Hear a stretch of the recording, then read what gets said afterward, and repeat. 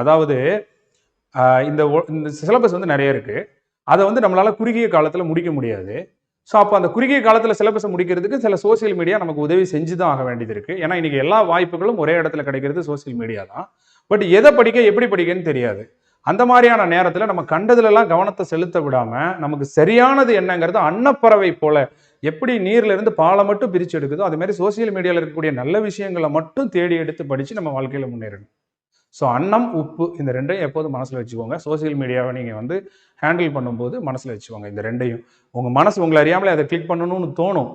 அந்த நிலைமையில நீ வேண்டான்னு சொல்லிட்டு அடுத்ததுல போற பத்தியா அந்த மனசை கட்டுப்படுத்துற பத்தியா அதுதான் அறிவு. நம்ம அறிவு இதைத்தான் தேடி போகணும் அப்படிங்கிறது. சென்ற இடத்தால் செலவிடா தீதுருகி நன்றின் பால் உயிப்பது அறிவுன்னா அதுதான். மனசு அது போற இடத்துக்கெல்லாம் போடாம அந்த வீடியோவை கிளிக் பண்ணி பார்க்கக்கூடாது. நமக்கானது டக்குன்னு ஒரு செகண்ட் மனசுல நினைச்சு பார்க்கணும். இது இப்போ நமக்கு அவசியமா? இது நமக்கு கஞ்சி ஊத்த போதா? நம்ம வாழ்க்கையில முன்னேற இது உதவியா இருக்க போதா? இல்லைன்னா இந்த நேரத்துல இது அவசியமா? ஃப்ரீயா இருக்கையில பார்த்துக்கலாம் அப்படின்னு டக்குன்னு வெளியில வந்துடணும். இந்த ஒரு பவுன்ஸ் பேக்காவது நம்ம கையில இருக்கணும். இல்லைன்னா சோசியல் மீடியா நம்மளை என்ன செஞ்சிடும்? அப்படியே தீ போல என்ன செஞ்சிடும்? பொசுக்கிடும் நம்மளை. நம்ம வாழ்க்கையை திருப்பி மீளவே முடியாத மாதிரி ஆக்கிடும். எந்த அறிவியல் நமக்கு வாழ்க்கையை ரொம்ப சிறப்பாக ஈஸியாக கொண்டாந்து உள்ளங்கையில் தருதோ அதே அறிவியல் சீக்கிரமே நம்ம வாழ்க்கையை அழிச்சிடும். நம்ம பயன்படுத்துறதுல தான் இருக்கு. சரியா பார்த்துக்கோங்க. தேங்க்யூ.